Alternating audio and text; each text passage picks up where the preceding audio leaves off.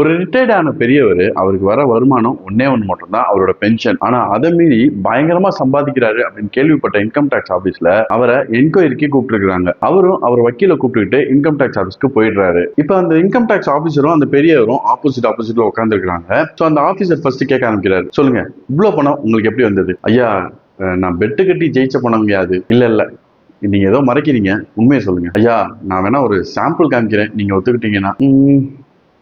சரி காமிங்க அப்படின்னு அந்த ஆபீசர் சொல்றாரு. ஐயா, ஃபர்ஸ்ட் பெட்டு 1000 ரூபாங்கய்யா, என்னோட பல்ல வச்சு என்னோட கண்ணையே நான் கடிச்சுக்குவேங்கய்யா அப்படின்னு அந்த பெரியவர் சொல்றாரு. ஆபீசர் இது நம்பவே இல்லை, சான்ஸே கிடையாது, அது எப்படி முடியும், 1000 ரூபாய் பெட்டு பண்ணுங்க பார்ப்போம் அப்படிங்கிறாரு. உடனே அந்த பெரியவர் என்ன பண்ணிட்டாரு, அவரோட டம்மி கண்ணை எடுத்து அவர் பல்லுல லேசா கடிக்கிற மாதிரி வச்சுட்டு திரும்பிக்கும் அந்த கண்ணை எடுத்து அந்த இடத்துல மாட்டிக்கிறாரு. ஆபீசருக்கு அவர் தோத்ததை நம்பவே முடியல. ஓகேவா, இன்னொரு பெட் கட்டலாம் அப்படின்னு அவர்கிட்ட பெரியவர்கிட்ட கேட்கிறாரு. அந்த பெரியவர் என்ன சொல்றாரு, ஐயா என்னோட இன்னொரு கண்ணையும் என்னோட பல்லுனால கடிக்க முடியுங்கயா அப்படிங்கிறாரு. ஆபீசருக்கு நல்லா தெரியும், அவர் இவரை பார்த்து தான் வந்தாரு, அவர் இவரை பார்த்துட்டு தான் உட்கார்ந்தாரு, அவர்கிட்ட இவ்வளவு நேரம் அவரை பார்த்து தான் பேசிட்டு இருக்கிறாரு, அவர்னால ஒரு கண்ணை வேணா டம்மின்னு சொல்லி ஏமாத்த முடியும், இன்னொரு கண்ணு கண்டிப்பா தெரியும். சோ அப்படி எடுத்து அவரால் பண்ண முடியாது அப்படின்னு தெரிஞ்சுக்கிட்ட ஆபீசர் உடனே என்ன பண்றாரு, ஓகே 2000 ரூபாய் பெட் அப்படின்னு சொல்லிட்டு அக்செப்ட் பண்ணிக்கிறாரு. உடனே இந்த பெரியவர் என்ன பண்றாரு, அவரோட பல் செட்டை கலட்டி இன்னொரு கண்ணை கடிக்கிற மாதிரி ஆக்டிங் பண்ணிட்டு திரும்பிக்கும் அந்த பல்ல எடுத்து மாட்டிக்கிறாரு. ரெண்டாவது முறை தோத்து போனதை அந்த ஆபீசர்னால ஏத்துக்கவே முடியல. இந்த முறை 4000 ரூபாய் பெட் நானே சொல்றேன், வா ஸ்டார்ட் பண்ணு அப்படின்னு கேட்கிறாரு. பெரியவர் அவரோட போட்டியை சொல்ல ஆரம்பிக்கிறார். ஐயா, உங்களுக்கு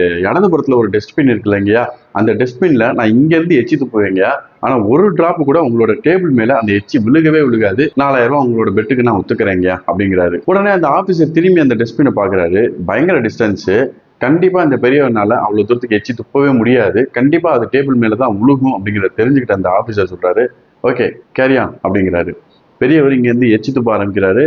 அந்த எச்சி அந்த டஸ்ட்பின்குள்ள போகல, இவரோட டேபிள் மேல விழுகுது. 3 சான்ஸ், 3 முறை அதே மாதிரி டேபிள் மேலேயே விழுந்துருச்சு. ஆபீசருக்கு பயங்கர ஹாப்பி, அப்படியே ஒரு பயங்கர சிரிப்போட இருக்கிறாரு. டேபிள் ஃபுல்லா எச்சியா இருக்குது. ஆனா வழக்கத்துக்கு மாறா இந்த தடவை இந்த பெரியவர் கூட வந்த வக்கீல் ஒரு 50,000 ரூபாய் எடுத்து பெரியவர் கிட்ட இருந்தாங்கன்னு கொடுக்குறாரு. உடனே பெரியவர் சொல்றாரு, ஐயா இந்த கேம்ல நீங்களும் ஜெயிச்சிட்டீங்க, நானும் ஜெயிச்சிட்டேங்க அப்படிங்கிறாரு. எப்படின்னு கேட்டா, நான் இவர்கிட்ட வரும்போது இன்கம் டேக்ஸ் ஆபீசரோட டேபிள்ல எச்சி துப்புவேன், ஆனா இன்கம் டேக்ஸ் ஆபீசர் கோவமே பட மாட்டாரு, நல்லா சந்தோஷமா சிரிச்சுட்டு ஹாப்பியா இருப்பாரு அப்படின்னு 50,000 ரூபாய் பெட் கட்டினேன், அதுல நான் ஜெயிச்சிட்டேன். அதே மாதிரி எச்சி அந்த டஸ்ட்பின்குள்ள துப்பாதனால நீங்களும் ஜெயிச்சிட்டீங்கயா அப்படின்னாரு. என்ன பாக்குறீங்க, அந்த ஆபீஸ் மாதிரி தாங்க நம்மளும் கூப்பன் கோட் யூஸ் பண்ணலாம், இவ்வளவு ரூபா கம்மியாகுது, ட்ரெண்டிங்ல இருக்க விஷயத்த பண்ணும்போது நம்ம பயங்கர ஹாப்பி ஆகிறோம். இந்த மாதிரி மித்துக்கு மயங்கி அவங்களுக்கு பணத்தை கொடுத்துட்டு நம்ம ஜெயிச்சிட்ட மாதிரி ஃபீல் பண்ணிட்டு இருக்கிறோம். Trending things May feel like you are the king, but really you are the slavery soldiers for the invisible Kings.